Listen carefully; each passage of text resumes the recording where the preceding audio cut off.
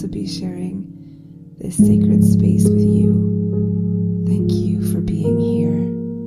You're always so very warmly welcome.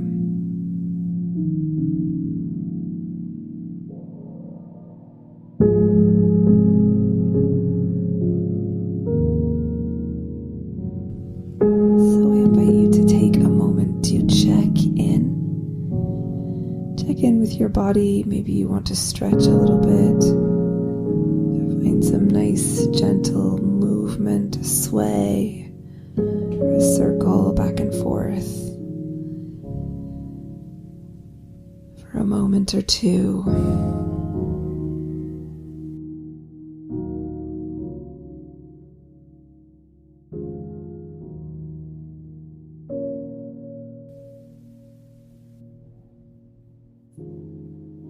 And I invite you as well to just check in mentally, emotionally, energetically. Notice what you're carrying.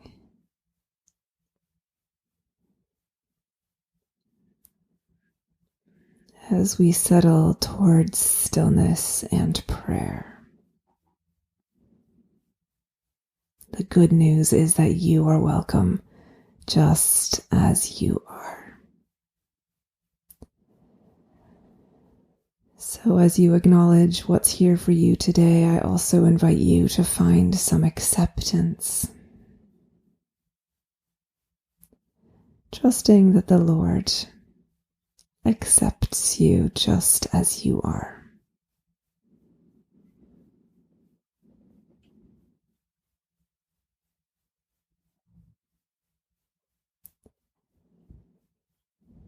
You are invited in to the Holy of Holies, to presence and communion with the Lord of Hosts. So we pause to remember that it is into God's great, eternal, and infinite presence that we come.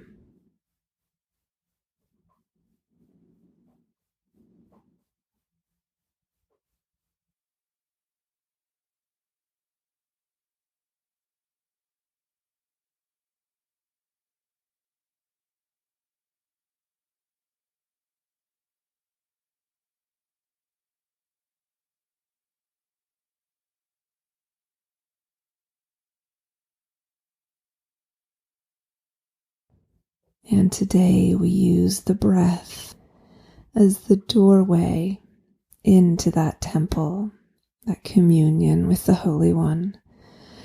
So I invite you to bring your awareness to the breath now, ever so gently, without any effort here. Letting your attention rest on the rise and fall of the body. The movements of the inhalation and the exhalation.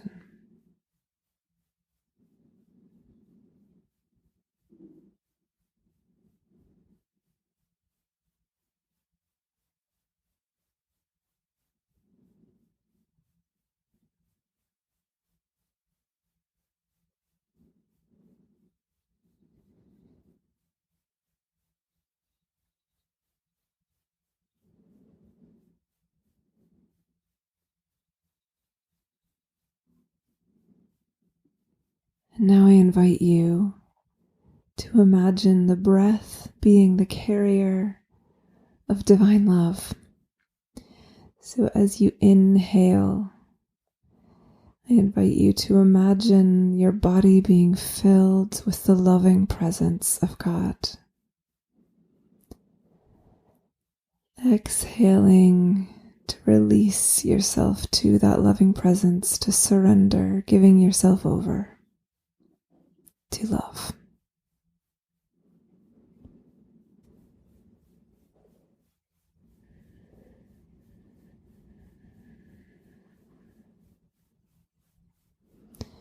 As you stay with this picture of inhaling, receiving, filling with love, and exhaling, surrendering to that love. might simultaneously become aware of how you sense God's presence with you here. Is God present to you as light, as warmth, as a loving face and open arms turned towards you? It may also be that God is present to you as absence or darkness. I invite you to welcome whatever presence you perceive of the Lord just now.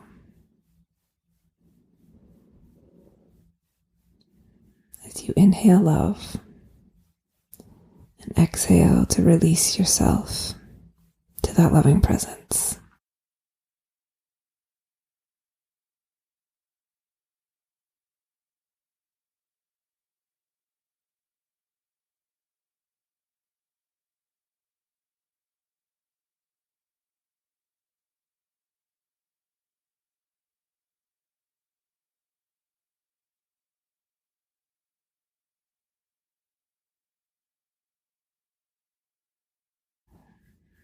As we listen to this gospel story, I invite you to allow the scene to become alive in your imagination. So imagine your sense of sight. Look around at this busy scene in the temple. I invite you to see the floor, the pillars, the roof. I invite you to see the people there. Their faces, their skin, their hair, their clothing, their eyes. To notice the variety of ways people are dressed, those more important and those less important. And I invite you to hear the voices, the sounds, the movement of feet. I invite you to notice what you smell. I invite you to notice the temperature of the air, to feel the color of the sunlight.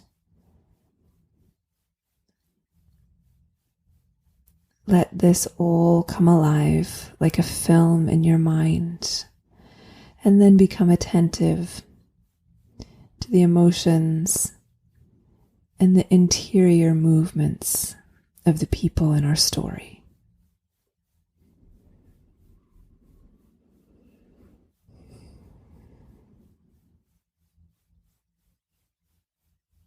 Each of them went home, while Jesus went to the Mount of Olives.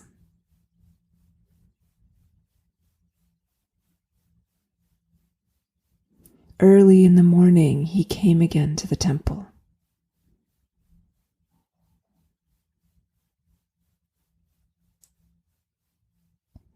All the people came to him, and he sat down and began to teach them.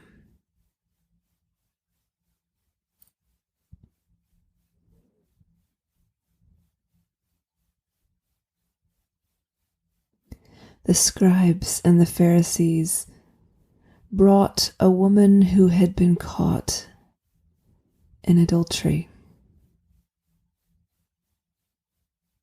and making her stand before all of them, they said to him, "Teacher, this woman was caught in the very act of adultery.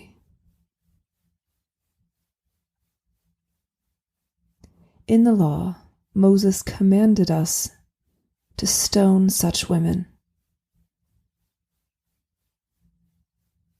Now, what do you say?"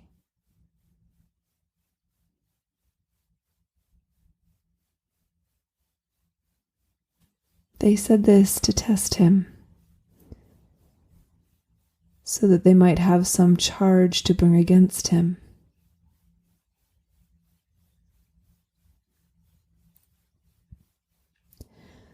Jesus bent down and wrote with his finger on the ground.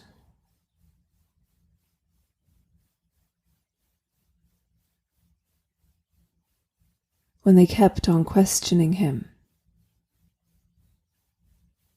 he straightened up and said to them, "Let anyone among you who is without sin be the first to throw a stone at her."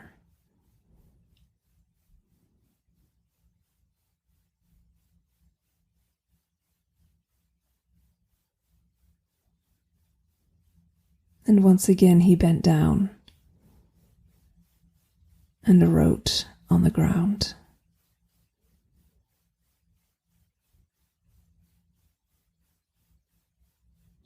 When they heard it, they went away, one by one, beginning with the elders.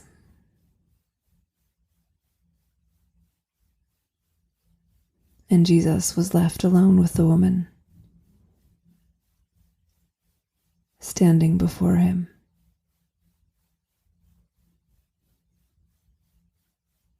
Jesus straightened up and said to her,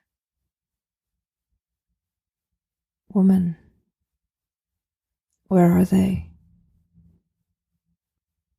Has no one condemned you?"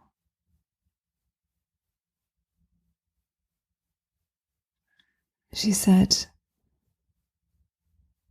"No one, sir." And Jesus said, "Neither do I condemn you. Go your way, and from now on, do not sin again."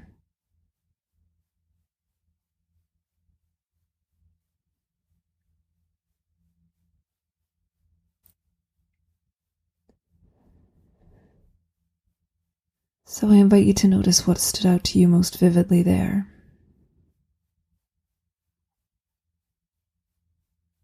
Just make a note of that in your mind and tuck it away.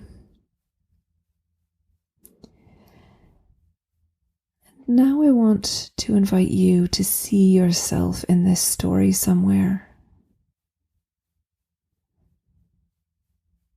Decide who you are. Are you one of the people sitting, listening to Jesus in the temple as he teaches? Are you the woman who has been caught in the act of something that is due the punishment of death by stoning?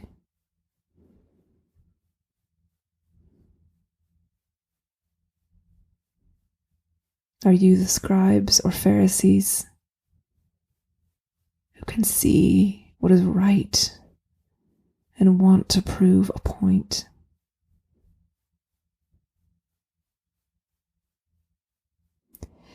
Take a moment to just allow your intuition to place you somewhere in this story. And before I start to read again, I invite you to put yourself there.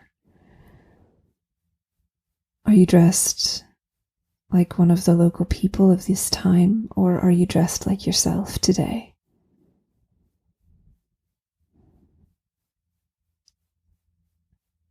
Maybe take a moment to decide a little backstory. What's brought you to the temple? Or maybe if you see yourself as the woman, perhaps you find yourself in the midst of this moment when somebody comes in and catches you and takes you to the elders and chief priests.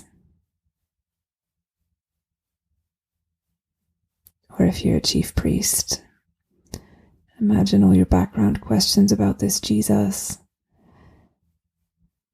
Get in touch with all of the dynamics between Rome and your people that you're trying to manage.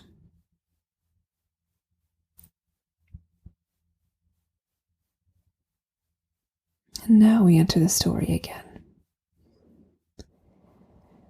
Each of them went home, while Jesus went to the Mount of Olives.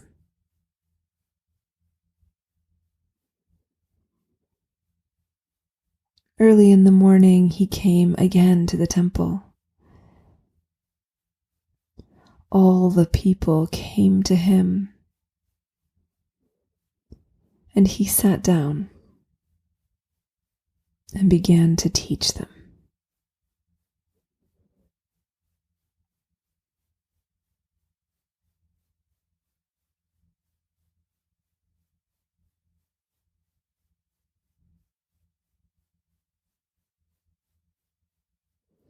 The scribes and the Pharisees brought a woman who had been caught in adultery.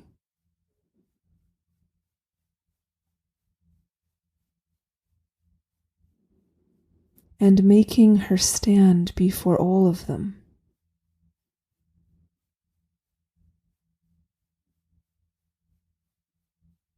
they said to him, "Teacher, this woman was caught in the very act of committing adultery."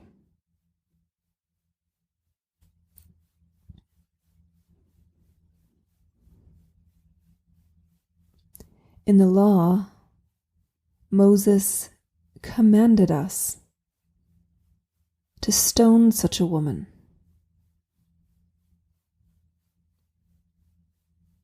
Now, what do you say?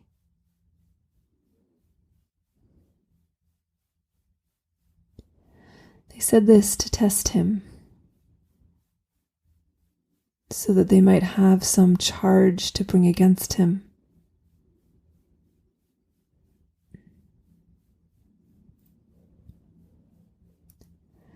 Jesus bent down and wrote with his finger on the ground.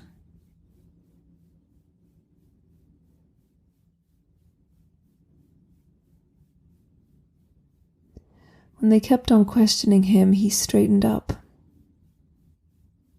and said to them, "Let anyone among you who is without sin be the first to throw a stone at her."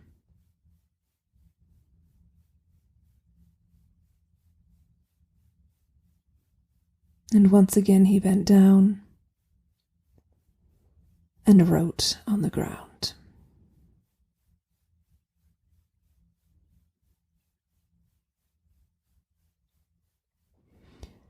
When they heard it, they went away, one by one, beginning with the elders.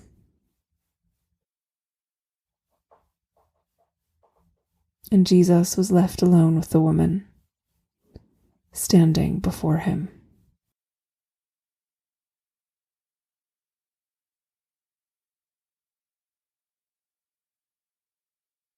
Jesus straightened up and said to her,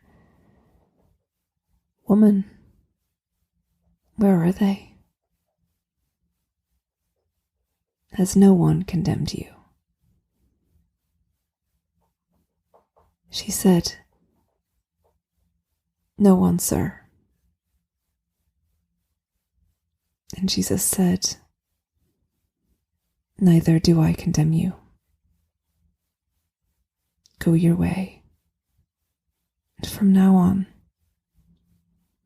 do not sin again."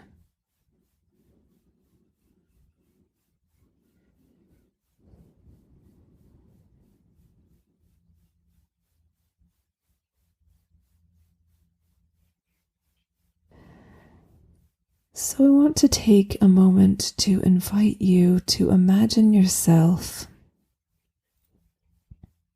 standing before Jesus, who is sitting on the ground, bent over, very much handling something that is at the very core of who you are.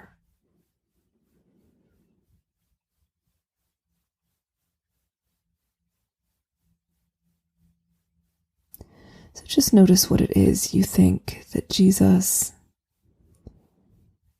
is dealing with.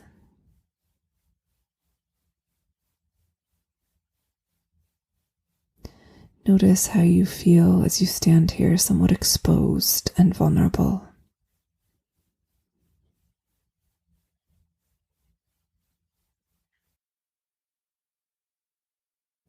And then I invite you to see Jesus straighten up and look you in the eye.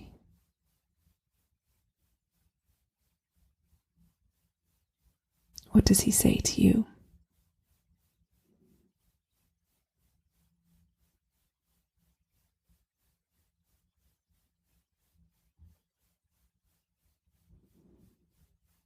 How do you reply?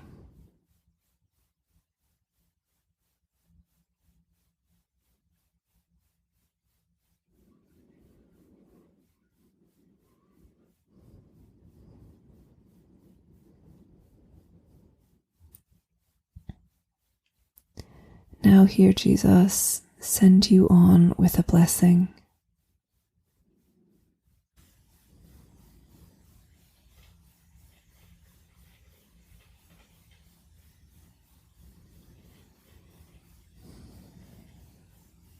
Just take a moment to notice where this leaves you, what's happened here, and how it feels for you.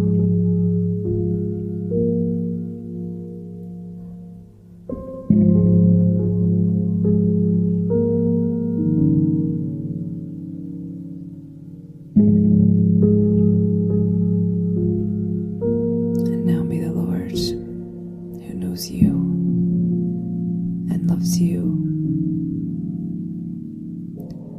and desires only your restoration to fullness of